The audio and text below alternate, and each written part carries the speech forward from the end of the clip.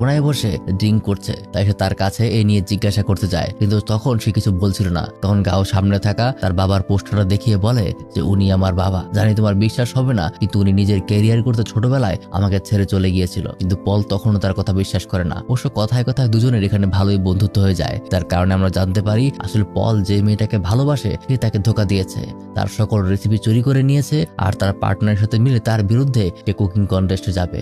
আর গাওয়ের একটা বড় দুর্বলতা আছে, যার সম্পর্কে শুধুমাত্র তার গার্লফ্রেন্ডই জানতো, যেটা হলো জন্ম থেকেই তার টেস্ট বার্ডের একটা অংশ গ্রো হয়নি, তাই সে কখনো লবণের ছাটটা টের পায় না। আর এখন থেকে দুজনের এই কথার পর দুজনে একে অপরের বন্ধু হয়ে যায়। কিন্তু পরদিন পল জানতে পারে তার পার্টনার তার রেস্টুরেন্টের অর্ধেক অংশ বিক্রি করে দিচ্ছে, যার কারণে তার অংশটাও এবার টানাটানিতে পড়ে যাচ্ছে। তাই সে বেশি চিন্তা না করে নিজের অংশটাও ছেড়ে দেয়, আর গাওয়ের সাথে তার মাস্টারের সাথে দেখা করতে আসে। কারণ গাও যে পুরনো ট্রেডিশনাল পদ্ধতিতে রান্না করে সেটার স্বাদটাই আলাদা। এরপর থেকে গাও তাকে তার ট্রেডিশনাল পদ্ধতিতে শেখাতে শুরু করে, আর পল গাওকে তার আধুনিক পদ্ধতিতে রান্না শেখায়, যার কারণে দুজনেই একে অপরের দক্ষতা ভাগাভাগি করে নিচ্ছিল।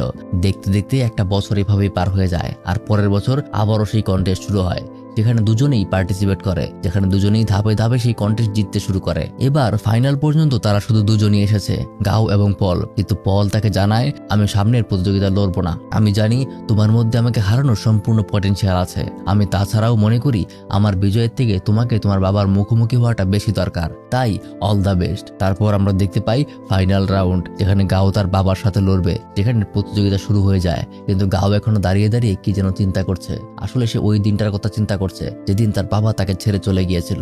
আর তাকে এভাবে দাঁড়িয়ে থাকতে দেখে গাওয়ের বাবা তার মুখে পানি ছুঁড়ে মারে আর নিজের কাজ শুরু করতে বলে। তাই দুজনেই নিজেদের দক্ষতা দেখাতে শুরু করে। যেহেতু গাওয়ের বাবা চায়নার নাম্বার 1 শেফ, তাই তিনি খুব তাড়াতাড়ি একটা চমৎকার ডিশ তৈরি করে ফেলে। এটা দেখতেও খুব সুন্দর আর খেতেও খুব সুস্বাদু।